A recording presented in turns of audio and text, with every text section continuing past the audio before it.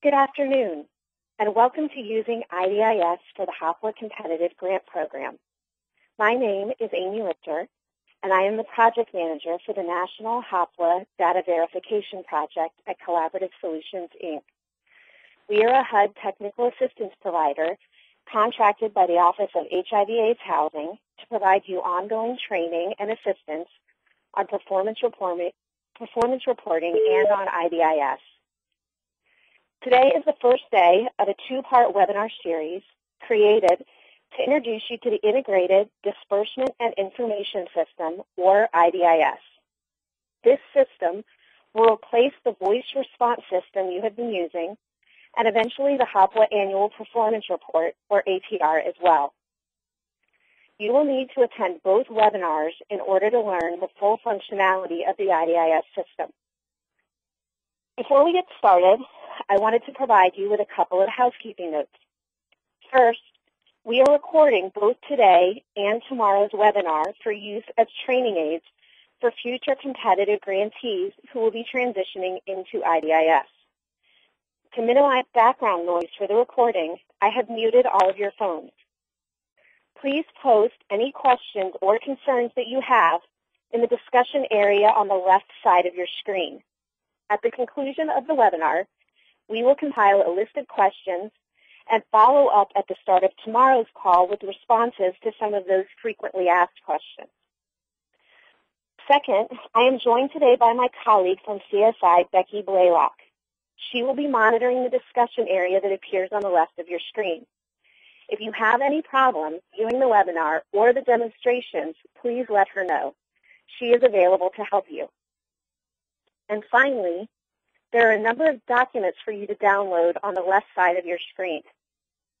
If you have not done so already, by clicking on the hyperlink, please download these now. These will become important reference tools for you to use later, and they will help you better follow the webinar series. They include a copy of the IDIS user manual, a copy of this presentation for you to take notes on, and several handouts and practice exercises.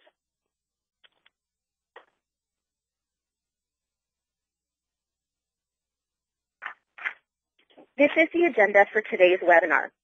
We will first discuss some basic terminology and structural guidelines in IDIS. Then I will give you some guidelines for setting up projects and activities.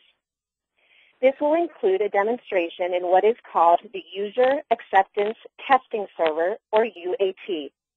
UAT mimics IDIS production, but it is a training environment. Today, I will be demonstrating concepts in IDIS.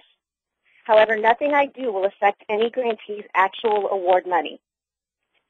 Finally, we will go over the process that you will use to associate funds with services.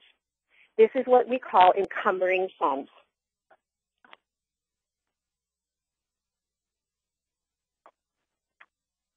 To start with, IDIS stands for the Integrated Disbursement and Information System. It is used by all programs in the Office of Community Planning and Development, or CPD, to draw down funds and document performance. I want to take a few minutes to review specifically how the HOPWA program uses IDIS. Your grant award will be loaded into IDIS by HUD. Until your grant and your accounts are set up in the system, you will not be able to access IDIS. I know many of you are in the process of getting signed up. If you are having difficulty getting through the process, please let me or your contact at the Office of HIV/AIDS Housing at HUD know. My contact information is listed both on the email you received to register for this webinar and on the last slide of today's presentation. Once the grant is set up and your accounts are active, you will be responsible for setting up your own activities, tracking your expenditures, and facilitating your financial disbursements for services rendered. IDIS interfaces directly with the Line of Credit Control System, or LOCS, to send payments to your bank account. Once you complete the drawdown process, payments take approximately 3 days to reach your bank account. As part of the setup process in IDIS, you will establish annual goals at the start of your grant year, and then report performance at the end of the grant year. Eventually, IDIS will entirely replace the paper-based APR that you currently complete. Additionally, HUD uses IDIS to monitor your expenditures as well as your performance outputs and outcomes. The system also has the ability to analyze aggregate data across grantees, allowing HUD to monitor the reach of the program nationally. And finally, starting in November 2012, HOPWA formula grantees will be required to complete consolidated planning in IDIS. I mention this primarily because for those of you operating within a formula jurisdiction, your formula grantee will be asking you to participate in determining overall client need and the accessibility of the HOPWA program in your area. Your IDIS data may be helpful in this process.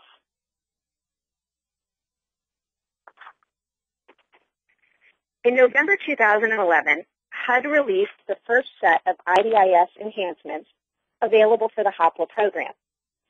These enhancements are important first and foremost because they created a separate pathway to allow HOPWA competitive grantees to use IDIS. The transition to IDIS began with the 2012 renewal grants, and you're actually the second group to be transitioning in, and they're expected to be completed in 2014 with the last group of grant renewals. There are two pathways in IDIS with the word HOPWA in it. Competitive grants will use the HOPWA-C pathway, and formula grants will use the HOPWA pathway. It is important as a competitive grantee you use the HOPWA-C pathway only, or you will not be able to access your grant award. Second, the performance screens have been updated to include all of the recently released data elements in the current APR. The system was specifically designed so you will be able to use your current data collection mechanisms. During the training, we will discuss the process for reporting in IDIS and for transitioning from the paper APR to electronic performance reporting. These new guidelines will ensure that nationally all of the HOPWA grantees set up projects and activities and report performance outcomes in a consistent manner. Finally, there have been questions added to track compliance with the lead-based pay requirements that are detailed in Title 24 of the Code of Federal Regulations, Part 35.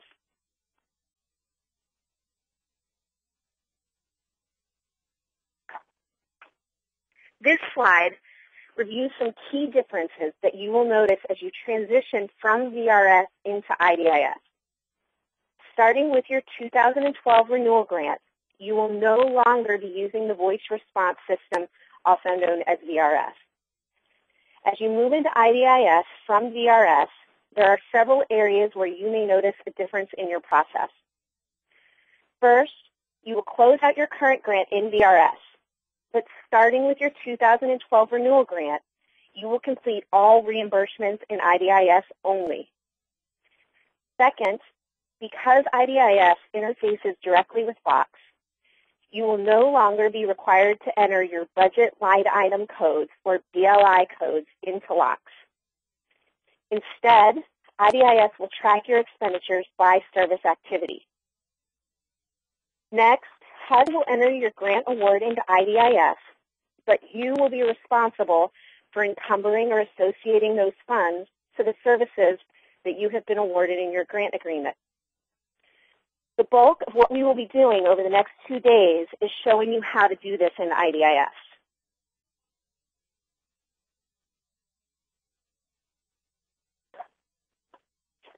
Another change that you will notice is that you will be transitioning from the paper APR you are used to completing to electronic performance reporting in IDIS. The goal is to totally eliminate the paper-based APR by year 2 of your grant.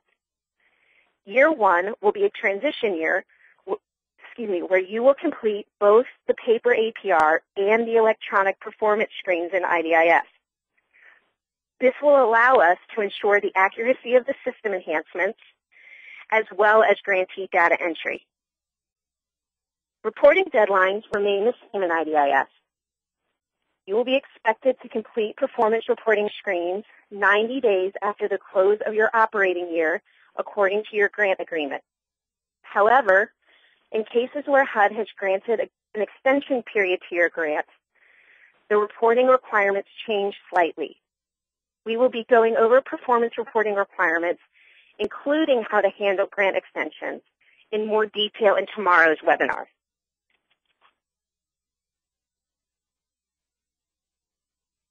Okay, so now we are going to start talking about some key definitions. Remember, these definitions also appear in your user manual, which is available for download on the left side of your screen. Projects are the organizations implementing the HOPWA grant. This includes both project sponsors and the grantees. At any given time, there should be one and no more than one active project for every project sponsor funded and one for the grantee. Since subrecipients are contracted to carry out duties on behalf of either the grantee or the project sponsor, they are not considered separate projects and will be reported elsewhere. This year, as you start up your 2012 renewal grant, you will need to create a project for yourself and for all of your project sponsors. But once those projects are created, you will use them for all 3 years of your grant award.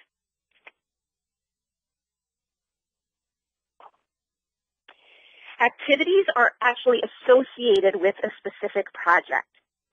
There are 2 types of activities in IDIS. The first are activities created to fund eligible services. These activities will mirror those established in your competitive grant agreement. You will assign funding to these direct service activities, and you will use them to draw down funds for reimbursement. You will also use the activities to set annual targets at the beginning of your grant year and to report performance at the end of each year of your grant. This is also where you would report subrecipients associated with the activity. This could include, for example, a contractor who does habitability inspections for a TBRA program, or an administrative agent who acts on behalf of the grantee in a rural area. The second type of activities do not have any funds associated with them. We call these the reporting activities. They were created primarily to adjust for duplication between different types of activities and to report agency or jurisdiction-wide accomplishments. All of the data elements within the reporting activities are currently reported in your APR, and they were designed specifically so that you would not have to change your data collection mechanisms.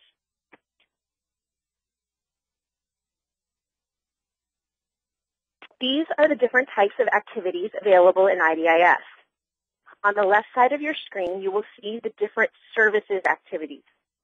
They are the tenant-based rental assistance activity, facility-based housing subsidy assistance, which may have been called operations in your grant agreements, facility-based housing development, permanent housing placement, the short-term rent, mortgage, and utility assistance program, supportive services, housing information services, resource identification, and administration.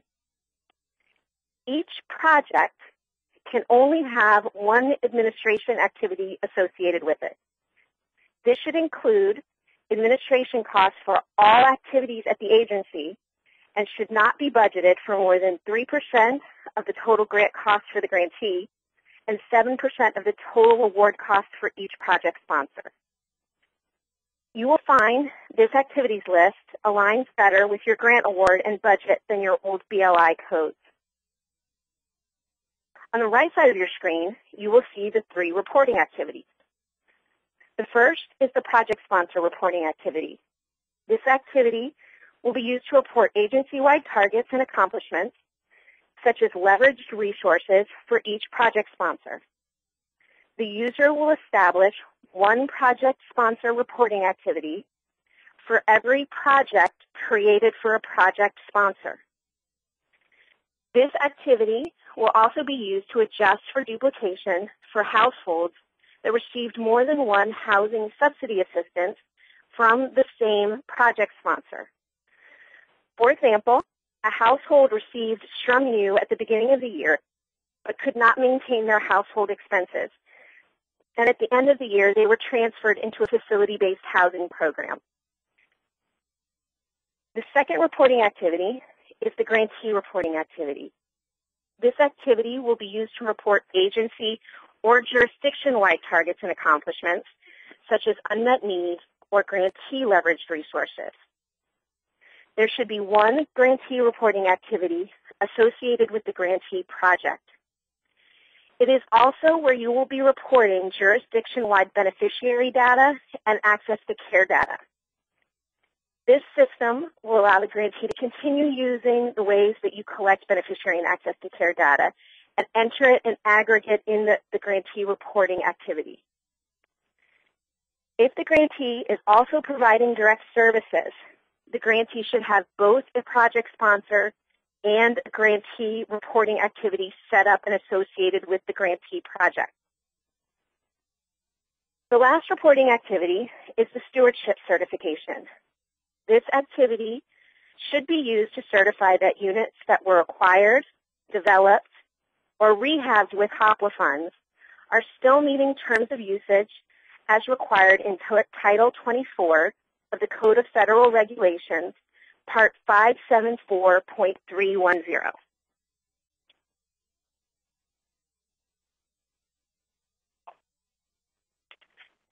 Additional key definitions describe time periods associated with the grant award. Grant year is the fiscal allocation year associated with the HOPWA grant awarded to you by HUD. In this case, the grant year will be 2012. This will be true for all 3 years of your award. Program year is the grant year being used to fund active projects and activities. For the competitive program, the program year and the grant year will be the same year. The reason that grant year and program year have separate definitions has more to do with the formula HOPWA program than the competitive program. Because of the spending rules for the formula program, grant year and program year can actually be different for formula grantees.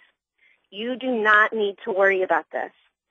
Program year for this grant will always be 2012. Accomplishment year is the 12-month period for which activities will operate according to your competitive grant agreement. For the term of your grant agreement, there are at least 3 different accomplishment years. You may have a 4th accomplishment year in the case of a grant extension.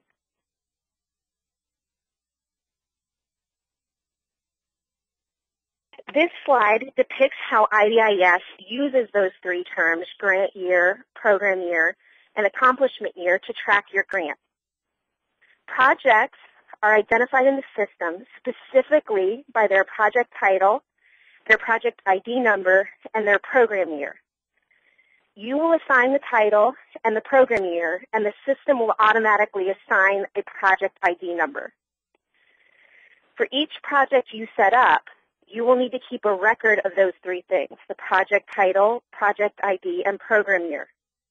You will need it throughout the year to identify and search for your different projects. There is a sample tracking tool provided for you in the appendix section of your user manual and as an Excel version available for you to download in the discussion area on the left side of your screen. Also within a project, you will be asked to write a short narrative describing the project. You will be asked to provide an agency-wide estimated budget, including any projected program income for the project.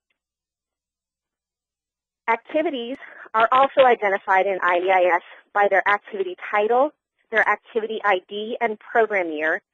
And again, you will assign an activity title and a program year, and the system will automatically generate an activity ID number. You will also keep track of these numbers for use throughout the year. You will use these every time you go into IDIS to create a financial transaction also called a drawdown request. Again, there's a sample tracking tool in the manual for you to use. Also, within each activity, you will be asked to identify an accomplishment year. Once you choose an accomplishment year, you will establish targets, complete drawdowns, and report performance for that accomplishment year. One activity will have at least 3 accomplishment years associated with it, 1 for every year of your grant award. And finally, you will also attach funding by amount and grant year to each direct service activity.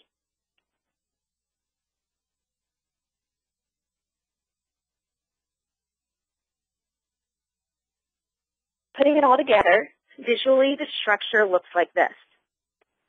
The grantee owns all projects and activities in the system. In this way, IDIS can tell which project sponsors work on behalf of a specific grantee. The grantee will establish a project for itself and one for each of its project sponsors. Under each project, the grantee will associate activities. The mix of activities you set up should match those approved in your HUD grant agreement. There will be multiple activities associated with each project. For the project sponsor, activities will include HOPWA eligible services for which they've been funded, agency administration, and a project sponsor reporting activity. For the grantee, activities will include services the grantee provides directly to clients, grantee administration, and a grantee reporting activity.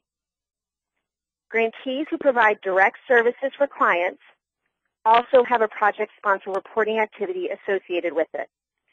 This will be true for all 3 accomplishment years.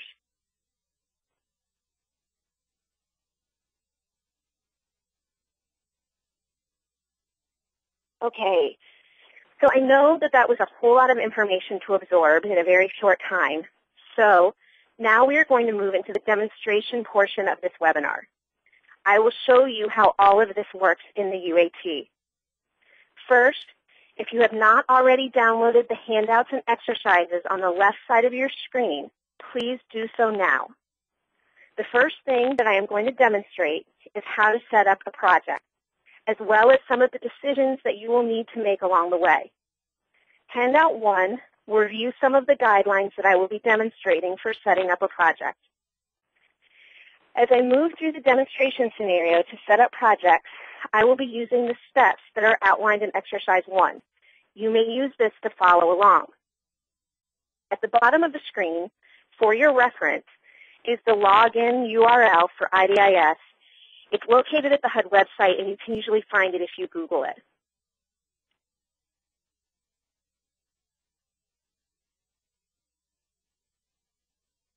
Next, I will be demonstrating the process for associating activities to your projects. Please refer to Handout 2 for guidelines on activity setup. Exercise 2 will outline the steps that I will be using to set up activities. More detailed information about setting up both projects and activities can be found in Sections 3 and 4 of your IDIS user manual. Again, that is available for download on the left side of your screen.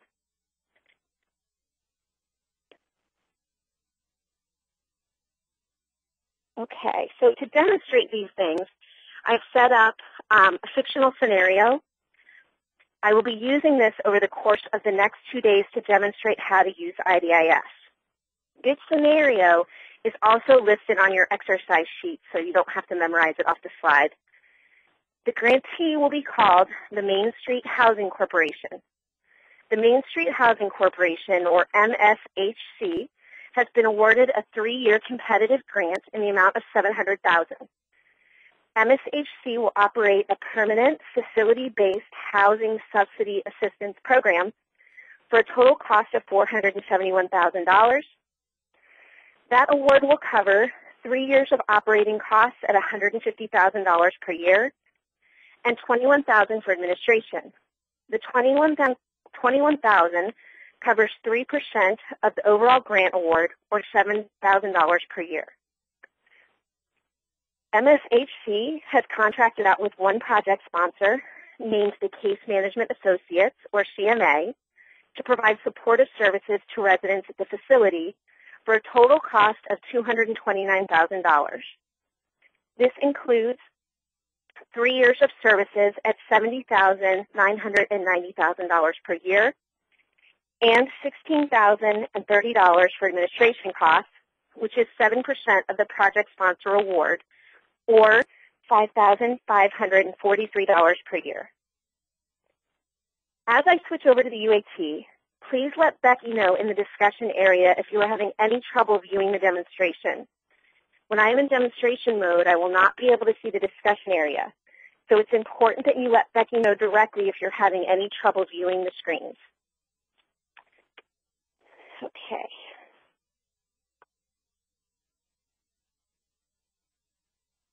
So you should all now be seeing the IDIS login screen. This is available at the HUD website. As you scroll down the screen, you will see a line that says, to log on to IDIS Online, click here.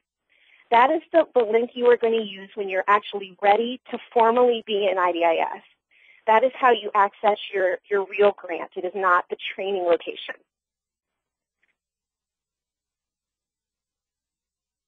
The training location is at the bottom of the screen where it says Training on UAT.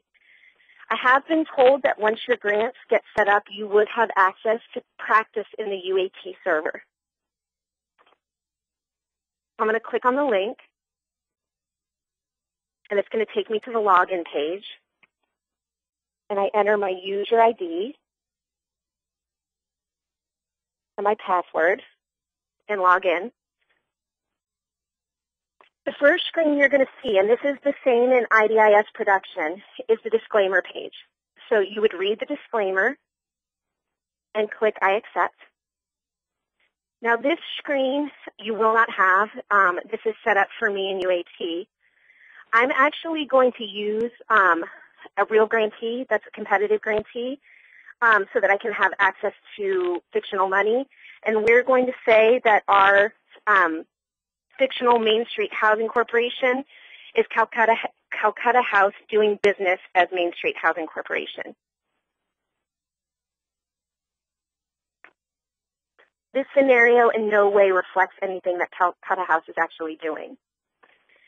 When you first log in, after your disclaimer page, this is the screen that you would see. It includes IDIS news that you might need to be aware of, and on the left side of your screen, you will see, it should say your user ID, your user role as grantee, and your organization name. The first time that you log in, please check that out and make sure that it's accurate. If it's not, immediately contact HUD and let them know so we can try and get it fixed.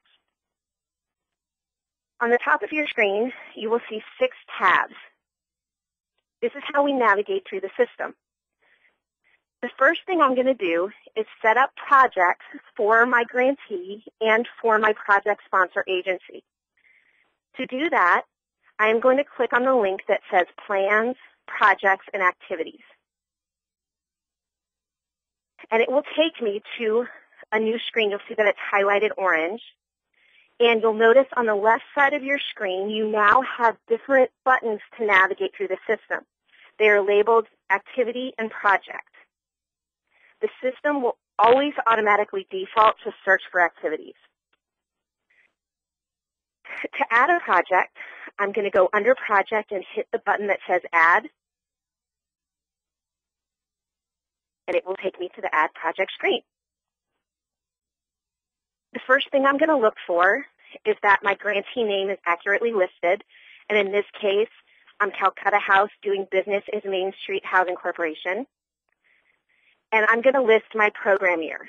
And remember, for the competitive programs for your 2012 renewal grant, your program year is going to be 2012 for all of your projects. This is the year of funding that you are going to be using. Because there's nothing under the drop-down box, I'm going to hit Add New Program Year and type in 2012. The next thing I need to do is add a project title. Now, if you refer to handout 1, HOPWA has set a naming convention for establishing your project title.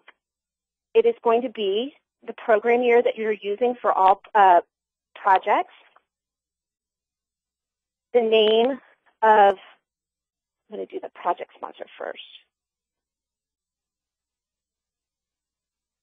the name of the agency, along with any abbreviation that you may be using as you set up your projects and activities. Project ID is an optional field for the HOPWA program. HUD does not use this for HOPWA. However, some grantees use this to track internal grant numbers. If you have a specific grant number associated with this case management associates that you would like to use, you can type it in the grantee/PJ project ID tab or line. Otherwise, you can leave it blank. Next, you're going to type a description of the project. And again, in your guidelines listed in handout number 1 will be some information that you should consider including for your description.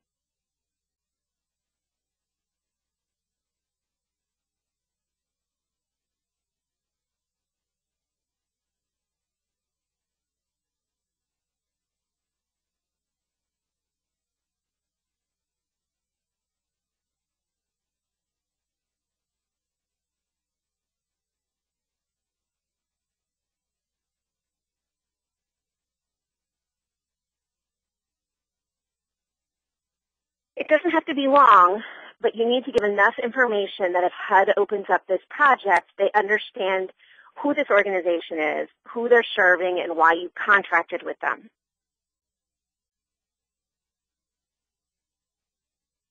Underneath that, you'll see a line that says, allow another organization to set up activities for this project.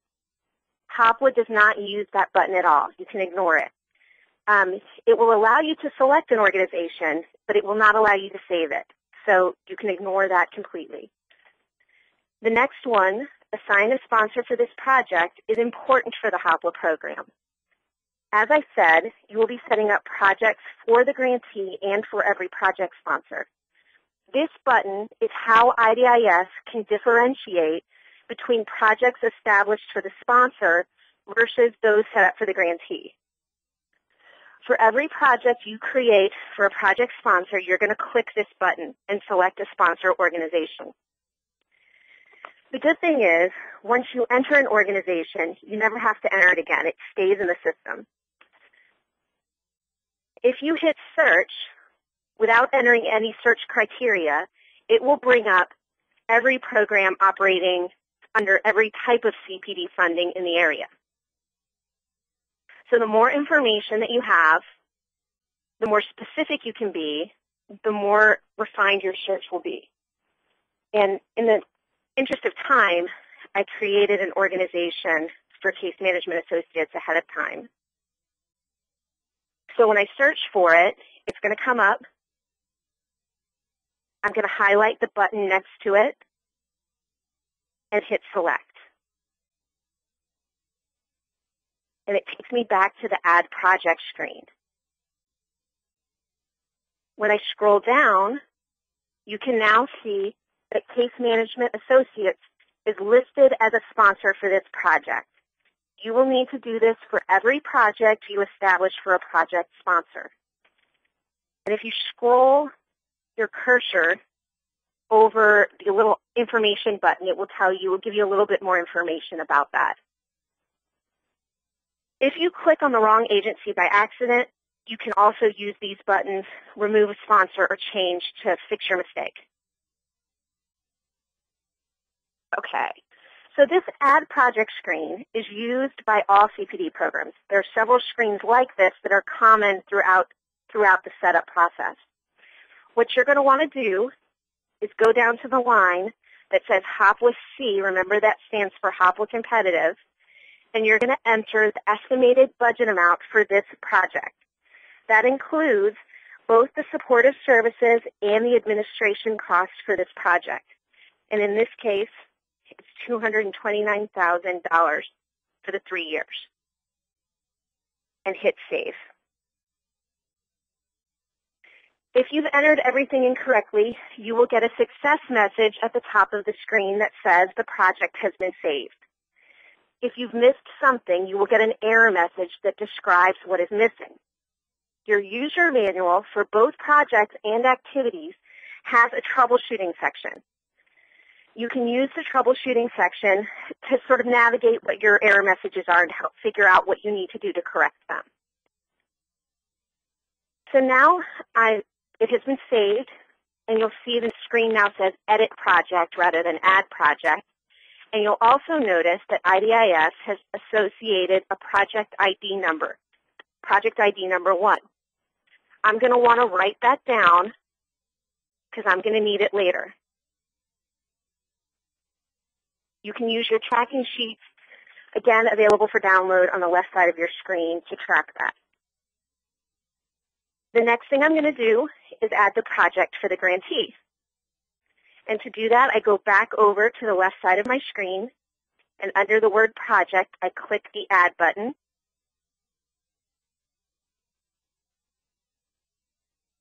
And it will take me to the Add Project screen, a new screen. And you remember the first thing I'm going to do is make sure my grantee name is correct. And now you'll notice 2012 has been added as a drop-down under Program Year. So all I need to do now is highlight it and click on it. I'm going to enter my project title using my naming convention of Program Year, agency name,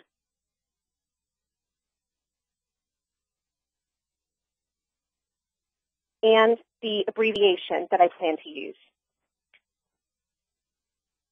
I'm going to leave grantee/PJ project ID blank unless I want to use it for internal tracking purposes. And I'm going to write a brief description of this agency.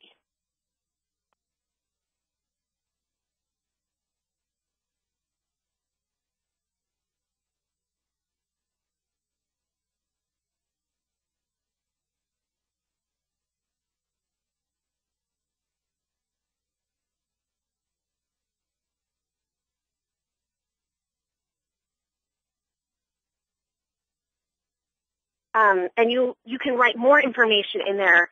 If you're a grantee with multiple project sponsors, such as a local government entity, you're definitely going to want to write information in there about how you choose project sponsors, what your competitive process may look like, how you distribute funds across your jurisdiction, etc. Again, I'm going to allow another organization to set up activities under this project. And in this case, because the project is for the grantee, I do not need to select a sponsor organization. This is really important. This is your sort of first decision, is that you only use this button for project sponsor projects. And I'm going to scroll down to the HOPWA fee line and enter my estimated budget amount. Now in this case, the grantee is operating a facility. So I may, in fact, be collecting program income as part of the client portion of the rent. So I'm going to enter, instead of the 3-year award, which would be $471,000, I'm going to enter a projected budget of $500,000. And I'm going to push Save. And I get my success message. I look at the top, and again, I'm going to write down what my project ID number is, and in this case, it's project number 2. And it's as simple as that to set up your projects. I now have projects set up for every organization that will be funded by this grant for the 3-year term of my 2012 grant renewal. So the next thing I need to do is associate activities. Now remember, activities are the services for which each agency is funded to provide, as well as the reporting activities. To add an activity, you still are going to stay under the Plans, Projects, and Activities tab. And on the left side of your screen, under the word Activity, I'm going to hit Add.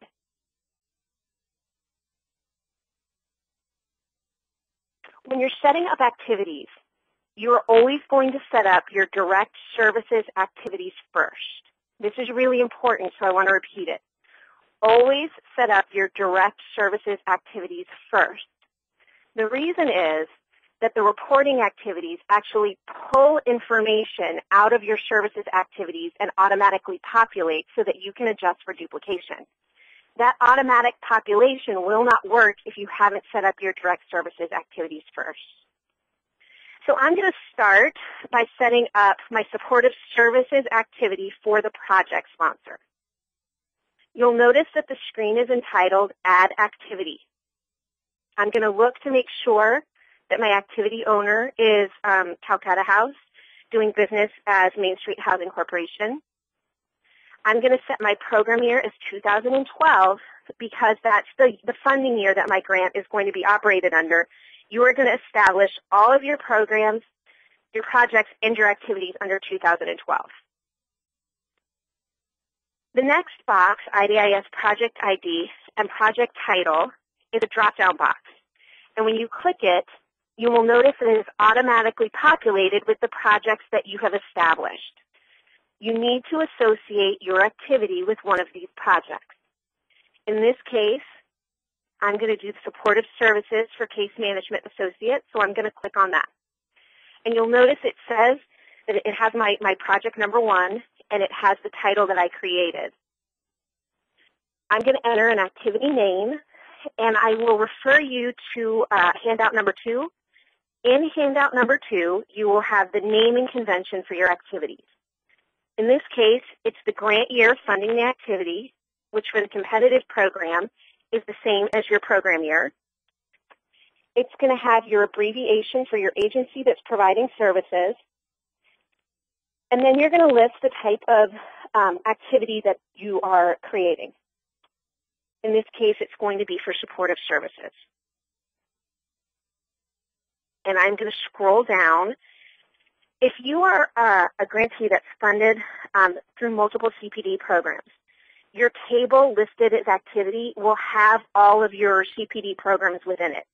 This particular grantee is funded through the HOPWA program only, so you only see one line. But if you are a local government who has HOPWA formula grants, who has CDBG money, you'll see all of that within that activity table. This is a common screen. And you have a drop-down box where you choose the type of activity that you're funding.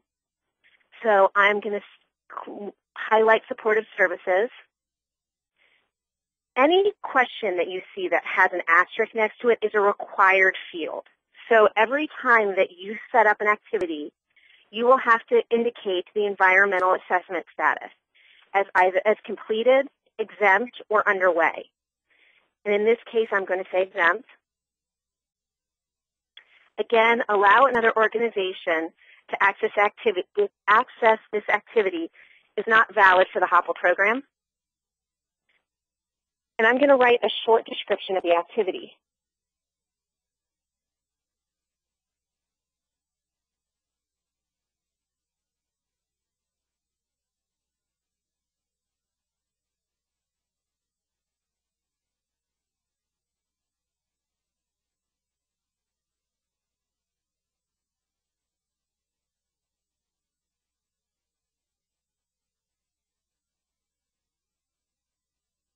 And again, I'm going to keep it short for the demonstration, but there is in your handout 2 and in your user manual, there's some guidelines on what you should write for the activity description. And again, it's enough so that that HUD, if they open up this activity, knows exactly what you're funding. And if there's anything specific related to the types of services that you're providing in your competitive grant agreement, you're going to want to list that there. I'm going to go back up to the table listed as activity in the HOPWA line, and under the column labeled Setup Detail, I'm going to click the button that says Add HOPWA. And it's now taking me to the HOPWA Setup Detail, and this is where you establish targets for the year. So for almost all of the services activities, you are going to establish a proposed budget for the year. and a target for how many households you propose to serve with this activity. The first thing you'll notice is this grayed out box, and what you want to do is confirm that the activity name is correct, the program year is correct, and the project ID, that the activity owner and project title are correct, and you will notice that IDIS has now assigned an activity ID. And you're going to want to write that down on your tracking sheet. So in this case, this is Project 1, Activity 1 for CMA. This is where I establish an accomplishment year. And remember, you can add multiple accomplishment years for all 3 years of your grant. If CMA has been funded for 3 years of supportive services, you will continue to use activity number 1, and you will add an accomplishment year for every year the grant is funded or this activity is funded. You do that by clicking the Add Another Year button at the top of the screen. For now, I'm going to enter the first accomplishment year on the terms of the grant, which would be 2012. And I'm going to enter the proposed budget for this accomplishment year only. So I know that Case Management Associates has been funded to provide $212,970,000 worth of case management services over a 3-year period. But that is not what I want to enter. I want to enter here that for this particular accomplishment year, they are funded for $70,990 worth of services. This is only the funding for case management. You do not include administration funding in this activity. That will be in the administration activity that we will set up next. Next, I'm going to set up I'm going to put in the proposed number of households to be served with HOPWA supportive services. So at the beginning of the year, I say that I'm going to serve, or that Case Management Associates is going to serve approximately 30 households with HOPWA services. At the end of the year, and we'll talk about this more in depth tomorrow, I would say how many households they actually served during the accomplishment year.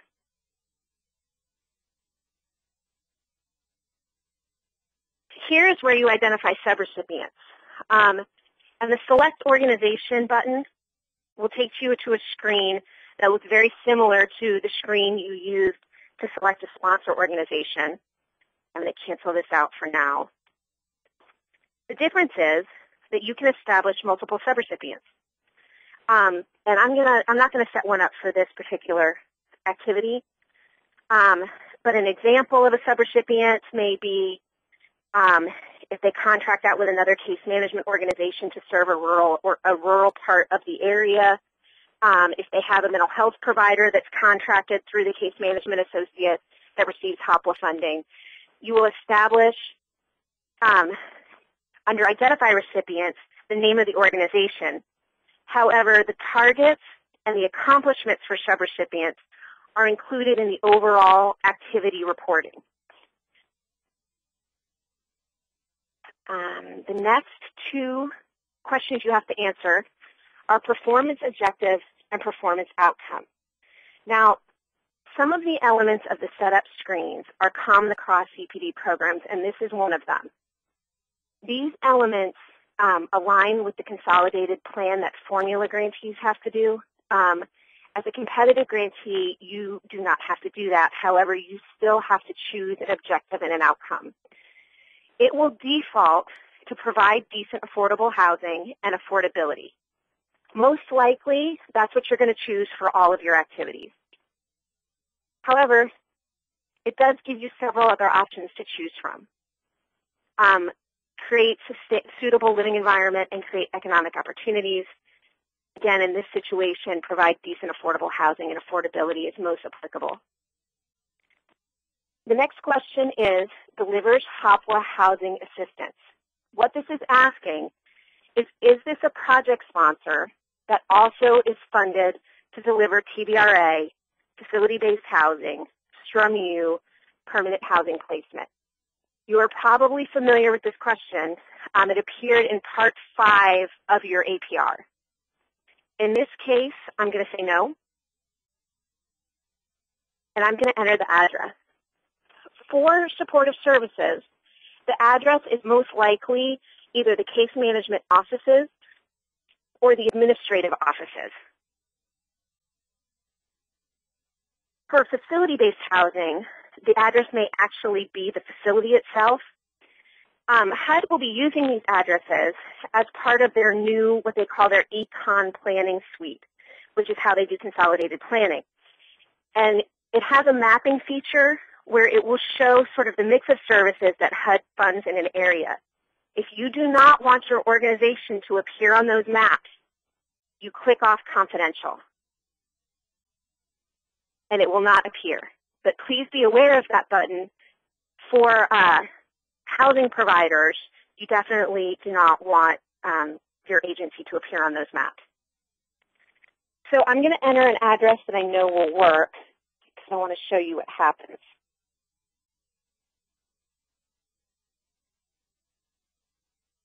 All you have to choose is the address and the state. You don't necessarily have to enter the zip code, and I hit Validate Address. I know that it worked because there's now a little green checkbox next to the word address. And if I scroll my cursor over it, it will list mapping information about the address. And I'm going to hit Save.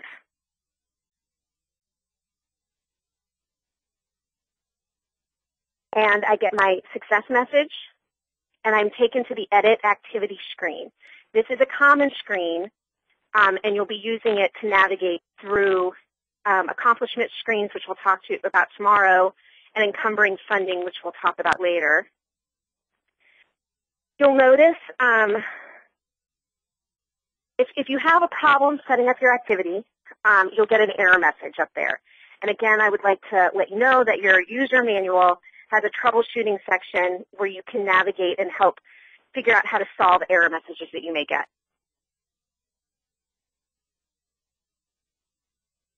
Now, if you go down to the HOPWA C line in this table, under the column that says Ready to Fund, you now see a yes.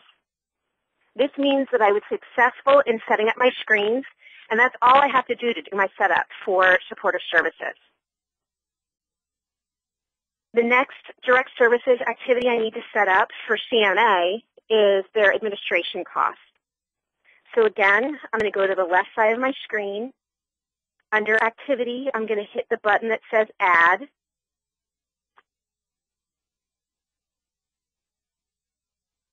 And it's going to take me to a brand new blank Add Activity screen. Do you remember, I'm going to make sure the activity owner is correct. I'm going to make sure my program year is correct. In this case, it's 2012. I'm going to hit my drop-down box for IDIS project ID and project title, and I'm going to make sure to hit Case Management Associates. I'm going to name my activity using the convention of grant year, agency abbreviation, and activity type. I'm going to indicate that the environmental assessment is exempt. I'm going to ignore allow another organization to access this activity. I'm going to enter an activity description.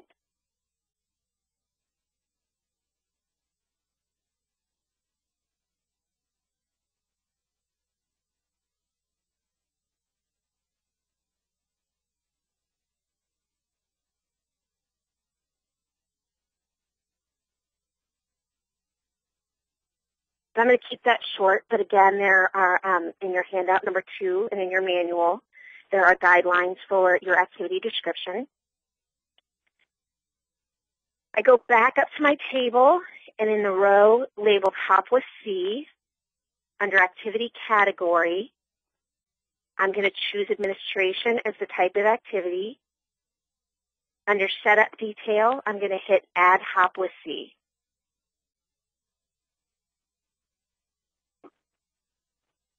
And again, my gray box appears. So I'm going to double check that my activity name is correct, that I'm associated with the right project, the activity owner is correct. And I'm going to write down now that the activity number for my administration activity is number 2. I'm going to enter in my accomplishment year for the first year and my budget. Remember, even though the overall 3-year award for administration that was given to CMA is $16,030, I only want to enter what the budget is for this year.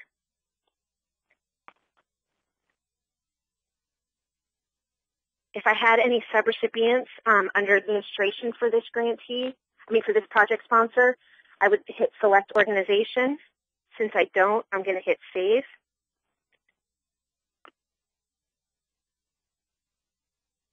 I get my success message. So I'm going to scroll down, make sure everything's correct, look to see that it says Ready to Fund under HOPWA C in the column Ready to Fund, that it says yes. And I have completed now my direct services setup for the project sponsor. So now I need to do my direct services activities for the grantee. And remember, that will be facility-based housing and an administration activity. I do that by going to the left side of my screen and under the word activity, hitting Add.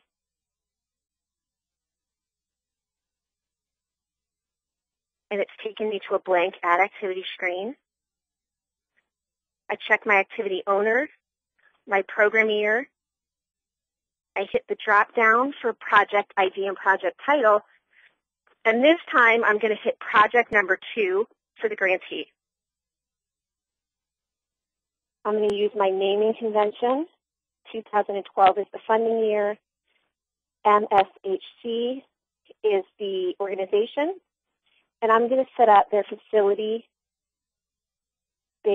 housing subsidy assistance activity. And remember, this used to be or may be in your grant agreement listed as operations. In this case, I'm going to say that the environmental assessment was completed. I'm going to ignore allow another organization to access activity. And I would write my description.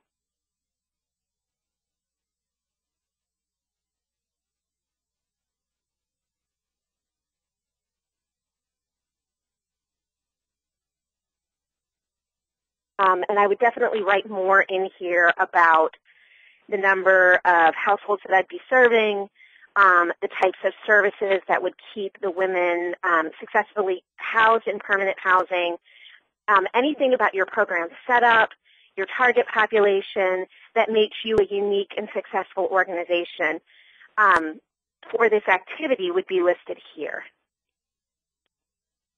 I'm going to go back up to my activity table, and under HOPWA C, I'm going to indicate that this is a facility-based housing subsidy assistance program.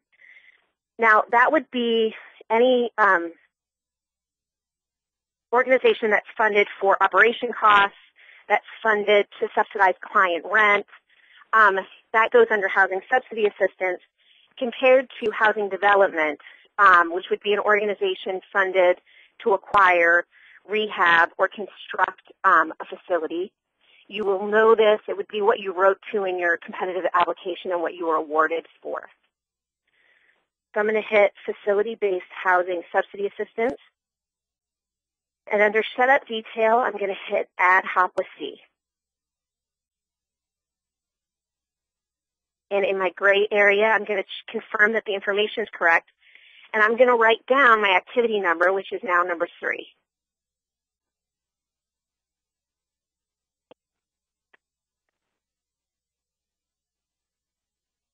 And again, I'm going to list my 2012 accomplishment year, my proposed budget for 1 year worth of services. And you'll notice I have different questions now. They change slightly depending on the type of activity you're setting up. And they're consistent with questions that you would be familiar with answering, both around goals and then later performance in your APR. The first question is, how many households do you propose to serve with HOPWA facility-based housing subsidy assistance funds? And I'm going to say that I'm going to serve 30 households. The next question is, how many households do you propose to serve with leverage funding? And I'm going to say 15. The next is the total number of planned units by number of bedrooms. And I'm going to say there are 20 two-bedroom units. And then if I had subrecipients, I'd identify a subrecipient or multiple subrecipients next. An example of a subrecipient for a facility may be a lawn care company or a maintenance janitorial company that comes in and services the facility. I'm going to answer my questions on performance objective and performance outcome. And in this case, the default is definitely the most applicable. I'm going to indicate facility type.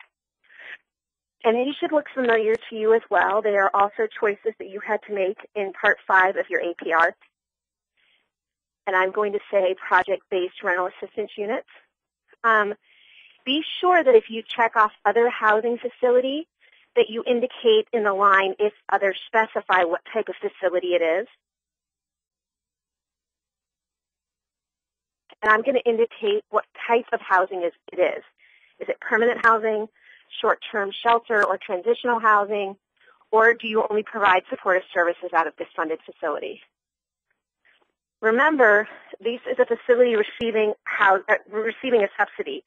So this is not for just supportive services. This is a facility that gets operating costs from HUD. I'm going to check off permanent housing. And then you have two questions you need to answer. Is this site operated and owned by a public entity? I'm going to say no. And was this facility developed with capital project money and placed into service during the operating year? And if you scroll over the little information button, it will tell you, specifically we're talking about HOPWA housing development money. Did you develop the facility with HOPWA money and then place it into service during the year? If so, you need to make sure that you have a facility-based housing development activity specifically to report the development costs and accomplishments. In this case, it was not developed with HOPWA capital development money, so I'm going to indicate that as no. And here's where I'm going to enter the address of the facility. Now, you may ask why there's only one address labeled. The reason is because if you have a project sponsor who operates multiple facilities, you will have to set up separate facility-based housing subsidy assistance activities for each facility the agency operates. So if Main Street Housing Operation had 2 housing locations, I would have to do 2 separate activities, one to represent each of those facilities. I'm going to indicate that this is a confidential address, and I'm going to call it the Sunshine House. And I'm going to enter in my address.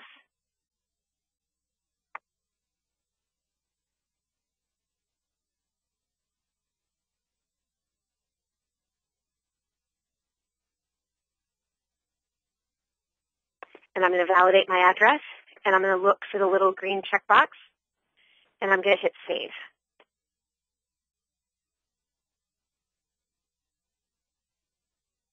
And I got my success message. I'm in the Edit Activity screen. I scroll down, and in the HOPWA C, I see that this activity under the column Ready to Fund has a yes. So I've been successful. The next thing I need to do is set up my administration activity for the grantee.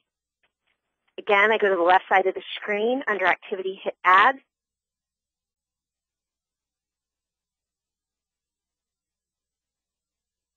Check my activity owner, my program year, and I'm going to make sure that I hit Main Street Housing Corporation here. I use my naming convention.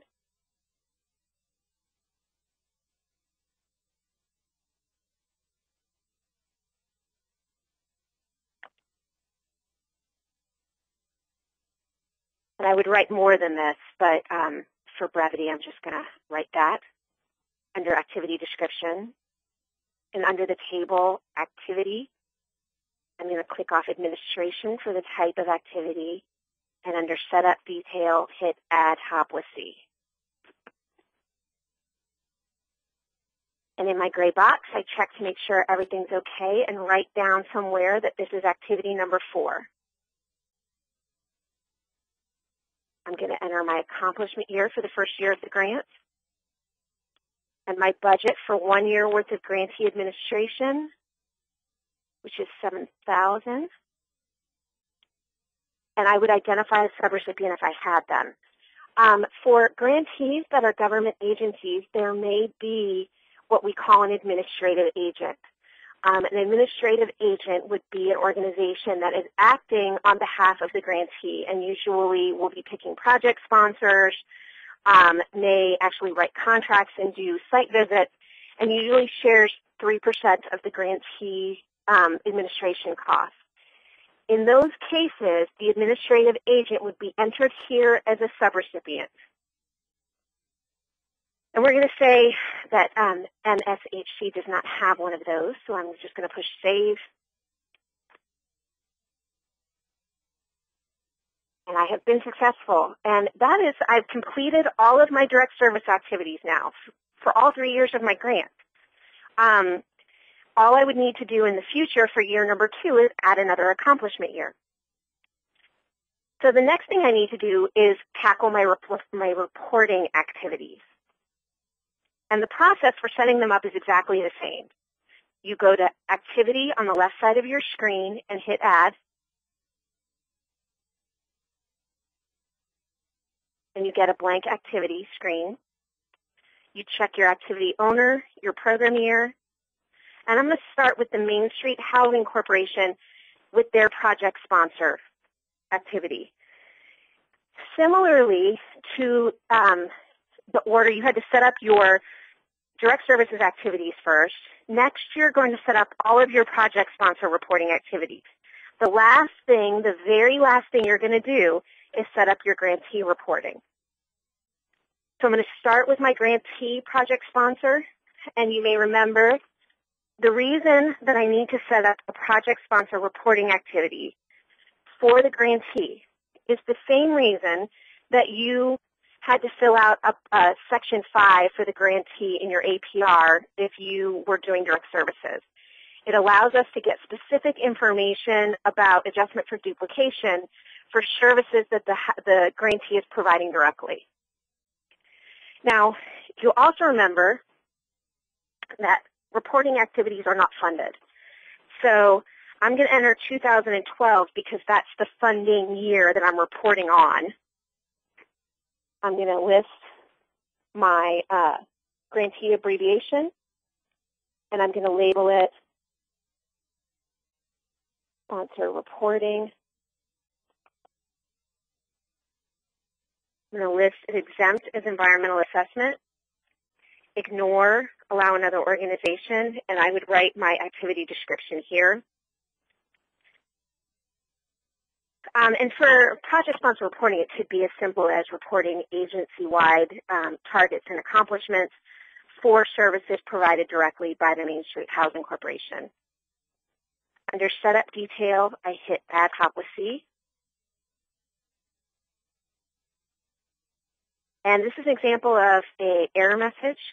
The reason I got the error message is I forgot to actually choose that it was a project sponsor reporting activity. So now that I've chosen it, I hit Add HOPWA C again, and I was successful. I'm going to go to the gray area and double check the information is correct, and I'm going to write down that this activity is number 5. This setup is slightly different in that the first thing I'm going to do is enter an accomplishment year, and then I'm going to hit Save. And additional questions will automatically populate. The reason you have to select the program year first is so that if you have an activity with your 3 years worth of accomplishments under TBRA and housing support, facility-based housing subsidy assistance, the system now knows which accomplishment year to pull for. You'll notice that I have a table called Housing Subsidy Assistance, Target Goals Adjustment for Duplication. This table has automatically populated from my facility-based housing subsidy assistance. It is said that for this project sponsor, there are a proposed 30 households to be served with HOPWA funds and 15 to be served with leverage funds. This is where the only data entry field is this one here, the second from the bottom. Goal adjustment for households that received more than one type of housing subsidy assistance from the same project sponsor.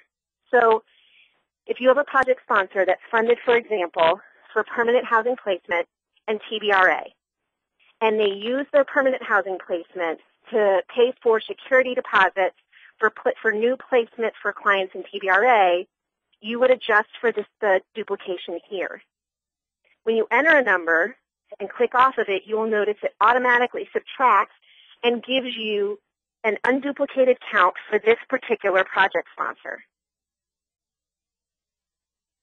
You should already have these numbers. You would have been collecting them as part of your paper in your adjustment for duplication in part 3 of your APR, in part 3 of your APR. So for this project sponsor, I'm going to say, since they were only funded for one category, that there's no adjustment for duplication. And even though I'm leaving it blank, if I push save, it should save it. My activity's been set up. I'm going to use it, and we'll go over this tomorrow, I'm going to use it more extensively when I'm reporting accomplishments than in setup. And because this is a non-funded activity, in the column that says ready to fund, you still see a no. The next thing I'm going to do under activity is hit add, and I'm going to set up the project sponsor reporting activity for the project sponsor. I check my activity owner, my program year, I hit case management associates, I use my naming convention,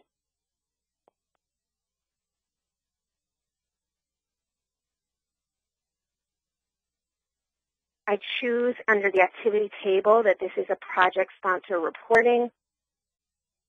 I click off environmental assessment as exempt. I would write my activity description.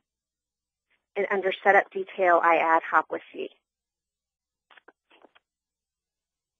Again, I'm going to indicate which accomplishment year I want to use. And I'm going to write down, I'm going to check my gray area and write down that this is activity number 6. And hit save. And it's again pulled this same table. However, because Case Management Associates does not receive any housing subsidy assistance, the table remains blank. The sole purpose of doing this setup at this point would then be to report accomplishments at the end of the year. So I'm just going to hit save, and I'm done with project sponsor reporting.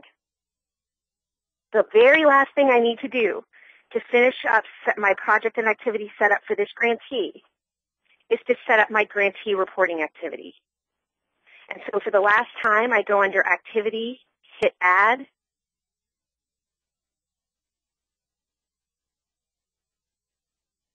make sure the activity owner and program year is correct.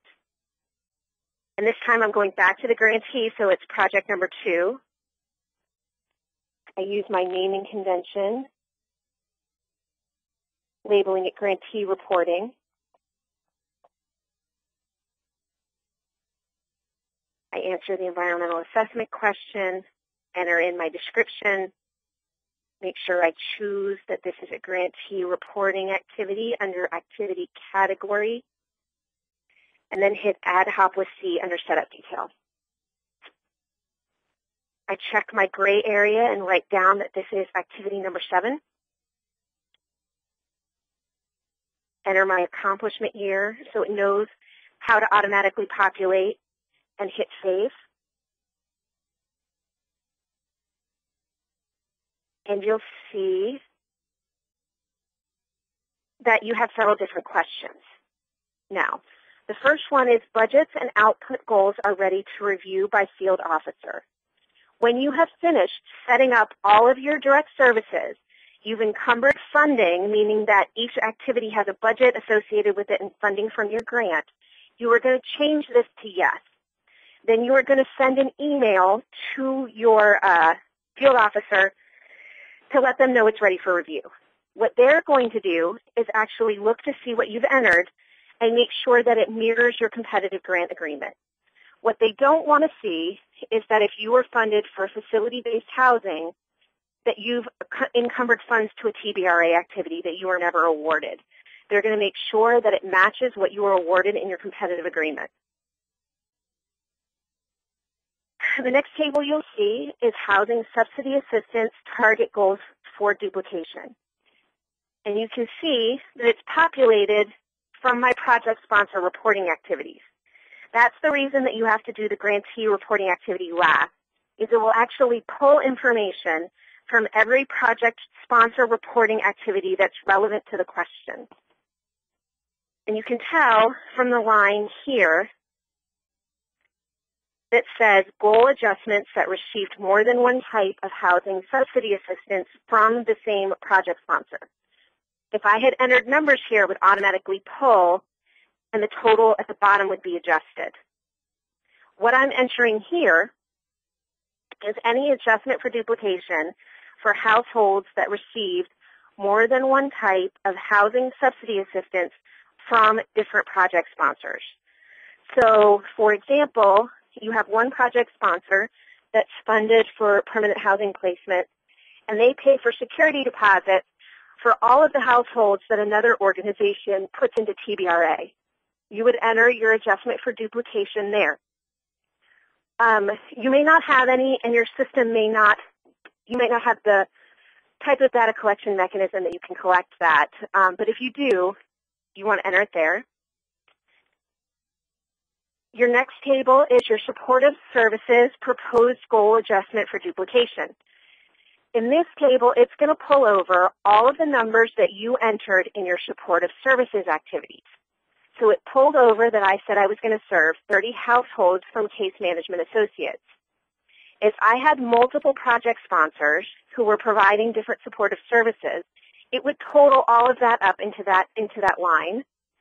And the data entry field is what's the duplication between project sponsors. So I have one agency that provides case management, and they refer all people with substance abuse disorders to another organization, and I'm expecting there'll be 15 duplicative households. I would enter that adjustment here. And the last section on your grantee reporting is your unmet need.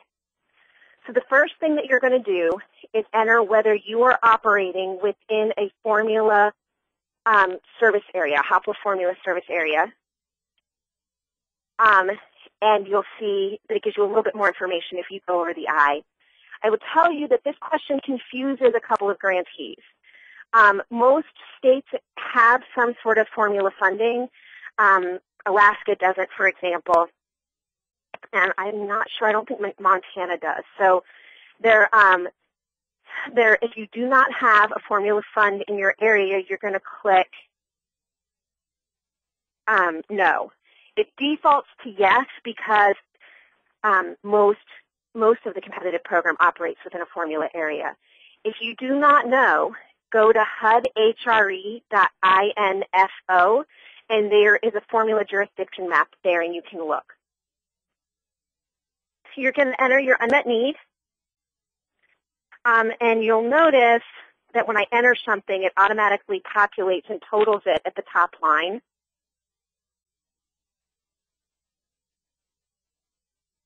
And you're going to check off what data sources you used and hit Save.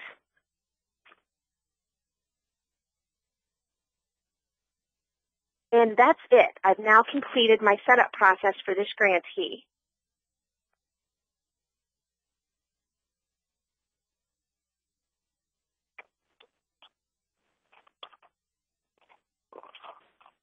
Just to review, I set up 2 projects, one for the project sponsor Case Management Associates and one for the grantee Main Street Housing Corporation.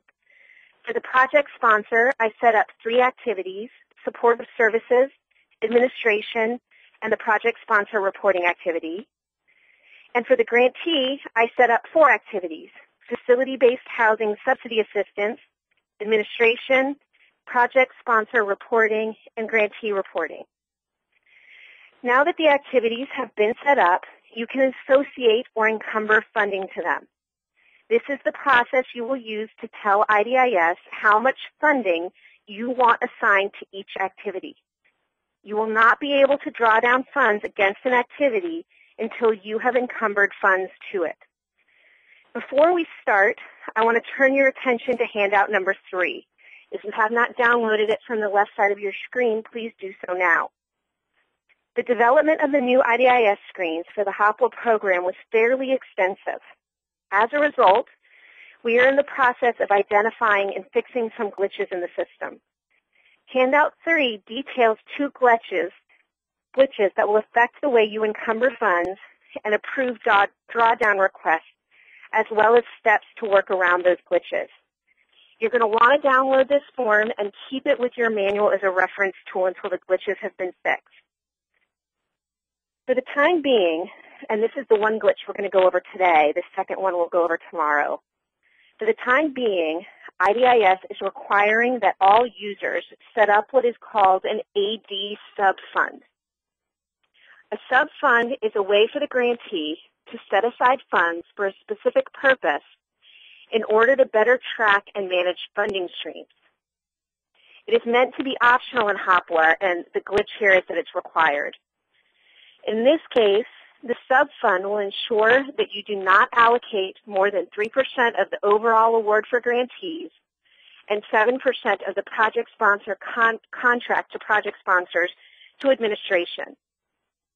As we move through the demonstration on encumbering funds, I will show you how to set up this AD sub-fund. So we're going to switch back to IDIS. And I'm going to show you how to encumber funds. There are actually 2 ways that you can do this.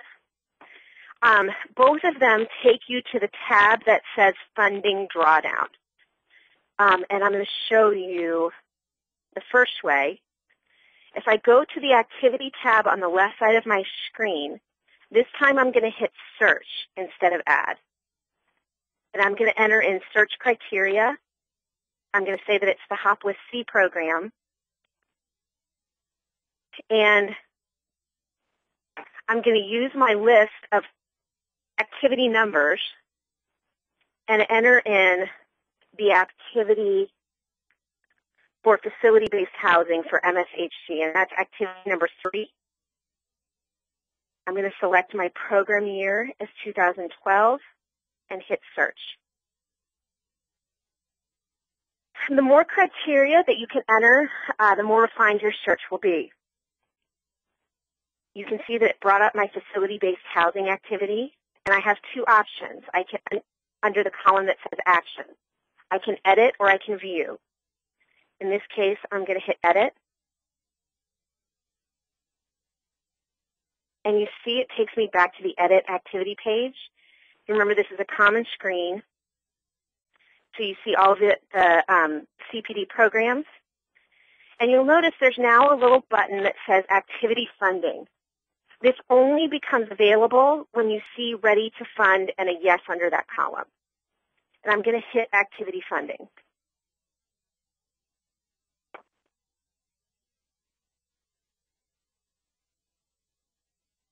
And what it's saying is that there's not a grant set up for me to encumber funds right now. This is a type of error message that you might get if your grant is not actually set up correctly in the system. And if you could pardon me for just a minute, I'm going to make sure I'm going to see what's going on.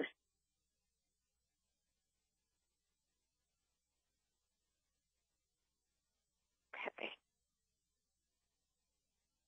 So right now there's not a grant set up for this grantee, so I apologize, but I will take you through how you would set up and encumber funds anyway.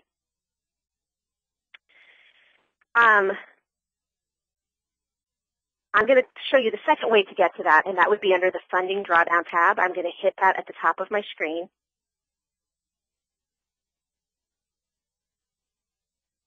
I'm going to search for the activity.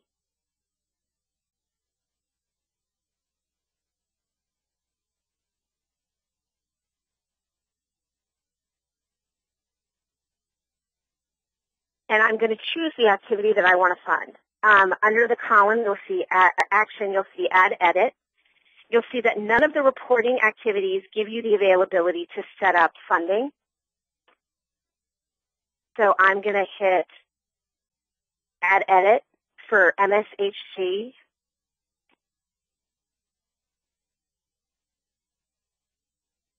Let's see.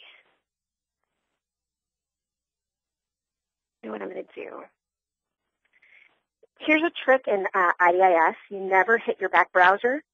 If you hit your back browser, you will get an error message and you have to log out and log back in. What I'm going to do for now, because I want to show you how to be able to encumber funds, is I'm going to log out and log in as a new grantee.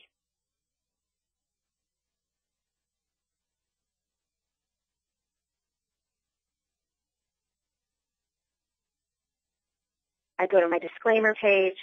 In this case, what I'm going to do is I'm going to log in as a formula grantee because I know there's funding there. When your grant is set up, you will not have this problem. Okay.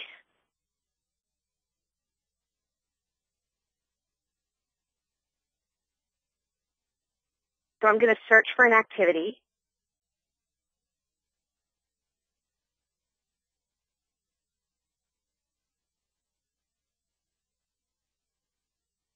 And I'm going to choose a supportive service activity that's already set up. And under the column labeled action, I'm going to hit edit. And I'm going to wait for the system. Sometimes it takes a minute. And you can tell by the circle rotating at the top of the screen.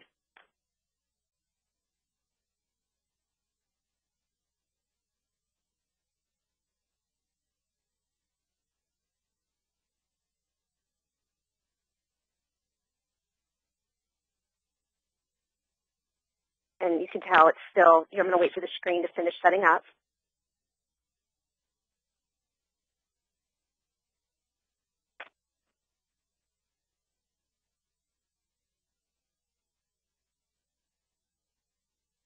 Okay.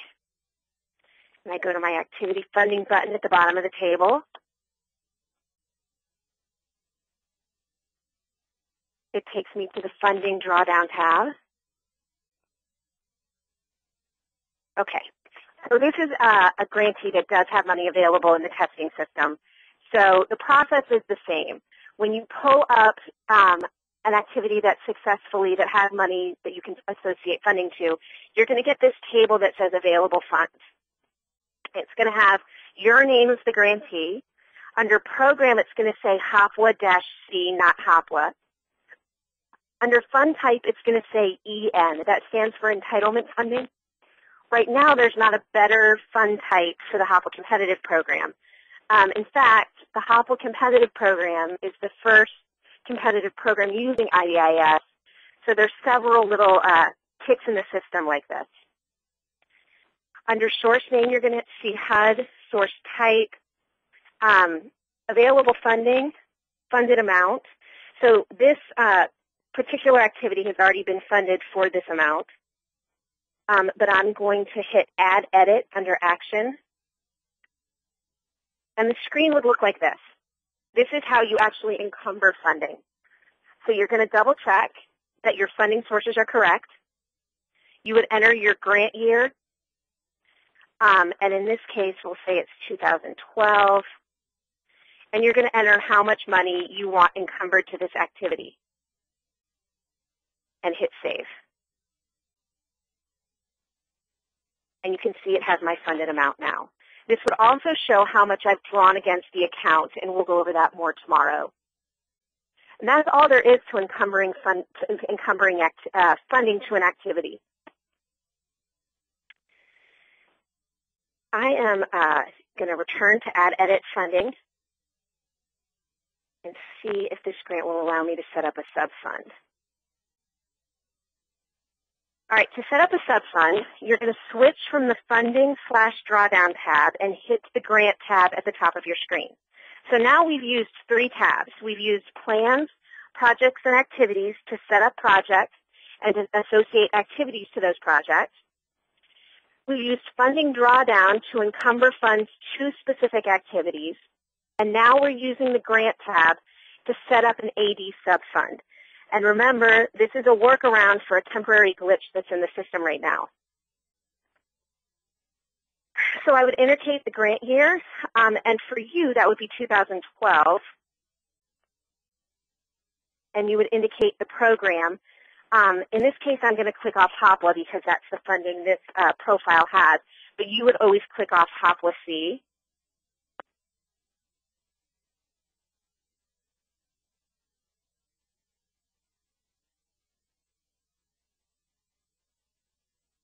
Okay, so they do have a grant that I can set up a subfund for. Okay, so to set up the subfund, you're going to go to where it says subfund on the left side of your screen and hit add. You're going to hit the program. And under fund type, you're going to hit AD. For you, your program is going to say HOPWA-C, and you're going to hit AD subfund type.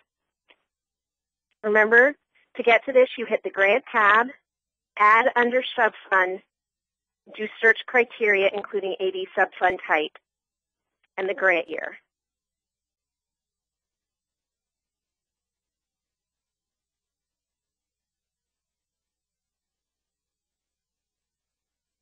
Okay. So it's going to bring up my grant year, the grant number, and it's now saying that it's an AD subfund type. Under action, I'm going to hit add fund type, and I'm going to get taken to this table. It's saying right now there's $283,000 available in the entitlement grant that I can move to the subfund. The maximum that I'm allowed to move is, of course, the maximum of the grant. What I want to move is the combined amount of administration funding that I would like to use for both my grantee and my project sponsor administration. You will only be able to encumber as many funds as you put into the subfund. You can, of course, edit it later. So if you underestimate, then you can change it later. So I'm going to say there's about $7,000 for this year for the grantee in admin, and about $5,500 for the project sponsor. So I'm going to put $13,000 into the subfund and hit save.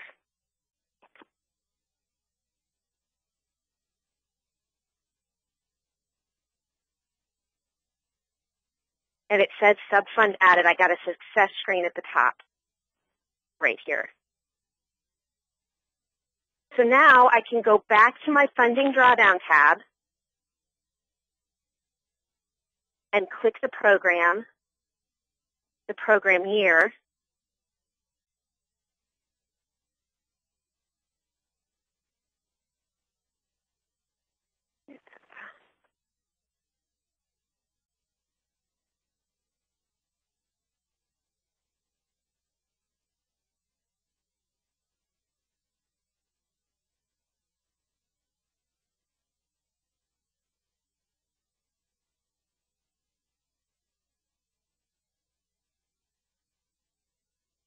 and wait for the screen to pull up.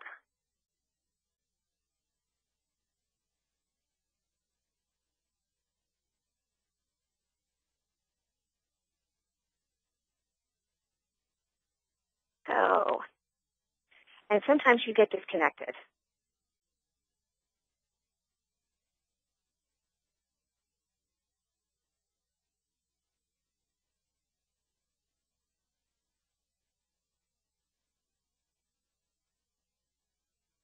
I apologize for the technical difficulties.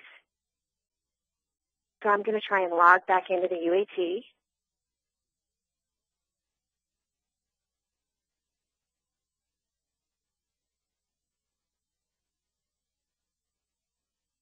And this same thing happens when you hit the back browser. At this point, if I were to try and use the system, it's probably going to give me an error message. So I'm going to log out and log back in.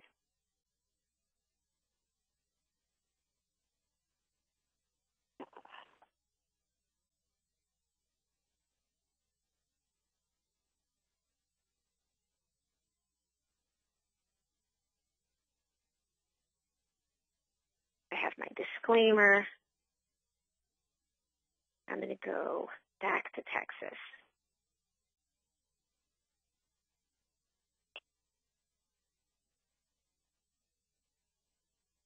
And I'm just going to double check that that subfund was created. So I can hit search for subfund under the grants tab.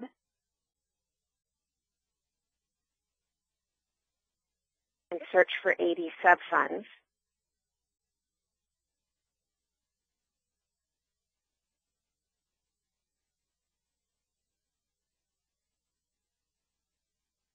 And you can see it was set up for grant year 2012.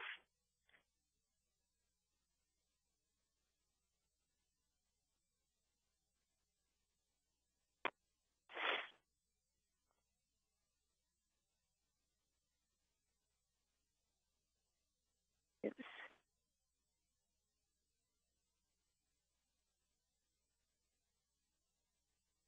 Now I'm going back to the funding drawdown tab because what I want to try and do is encumber some of those subfunds to a specific activity.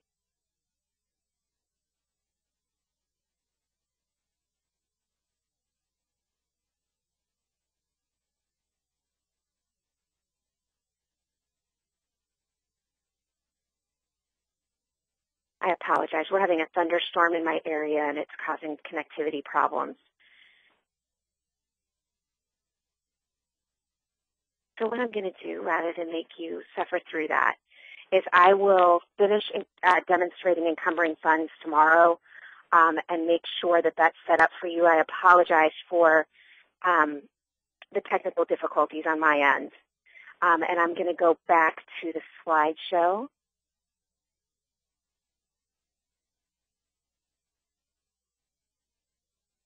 And this concludes day one of the webinar series using IDIS for the HOPWA Competitive Grant Program. I have listed my contact information for you on this slide.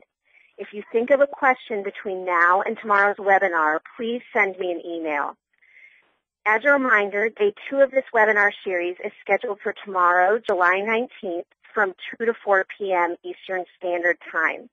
We will start the day with a review of today's concepts, including going over the encumbering funds that isn't working very well today, and any frequently asked questions we get from you between now and then. So please do not hesitate to let me know if you have a question. I know this is a whole lot of information to sort of absorb, so I expect that we will get questions. Thank you so much for your participation, and I look forward to talking with you tomorrow. We will be ending early because of the technical problems, and I appreciate your help. Have a great afternoon. Thank you.